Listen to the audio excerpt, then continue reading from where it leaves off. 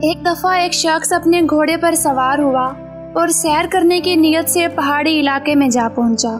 وہ پہاڑوں اور قدرت کے خوبصورت مناظر سے لطف اندوز ہوتا ہوا ایک ایسی جگہ جا پہنچا جہاں پر کچھ وقت پہلے ہی طوفان آیا تھا اور اس طوفان کی وجہ سے سڑک پر کئی درخت گرے پڑے تھے۔ اس شخص نے سوچا کہ ان درختوں کی وجہ سے مسافروں کو گزرنے میں دشواری ہوگی، کیوں نہ میں ان درختوں کو سڑک سے ہٹا کر راستہ صاف کر دوں۔ یہی سوچ کر وہ درختوں کو ہٹانے کے لیے آگے بڑھا تو اس نے دیکھا کہ وہاں پہلے سے ہی فوج کے 4 جوان موجود تھے جو ان درختوں کو ہٹانے کی کوشش کر رہے تھے۔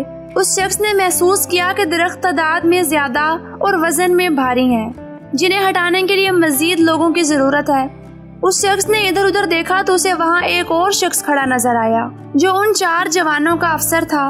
وہ شخص اس افسر کے پاس جا پہنچا اور اسے مخاطب کر کے بولا کہ آئیں آپ بھی ان درختوں کو ہٹانے میں ہماری مدد کریں، اس طرح ہم جلدی راستہ صاف کر لیں گے۔ فوجی افسر نے اس شخص کو ڈانٹ دیا اور کہا کہ جاؤ اپنا کام کرو، میں ان 4 جوانوں کا افسر ہوں، میرا کام صرف ان کی رہنمائی کرنا ہے، میں ان کے ساتھ مل کر کام نہیں کروا سکتا۔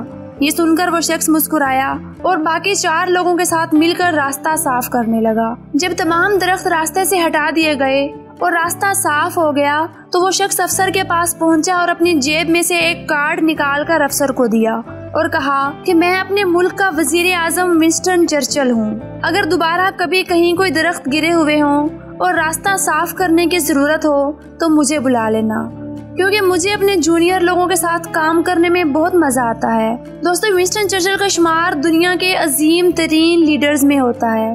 دنیا میں جتنے بھی عظیم لیڈرز گزرے ہیں وہ سب اعلیٰ اخلاق کے مالک تھے۔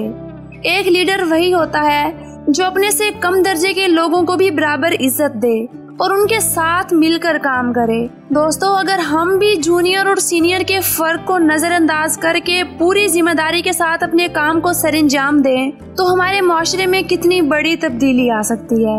امید ہے آپ کو آج کی یہ ویڈیو پسند آئی ہوگی۔ ویڈیو پسند آئی ہو تو ویڈیو کو لائک کریں اور چینل کو بھی سبسکرائب کرنا نہ بھولیں۔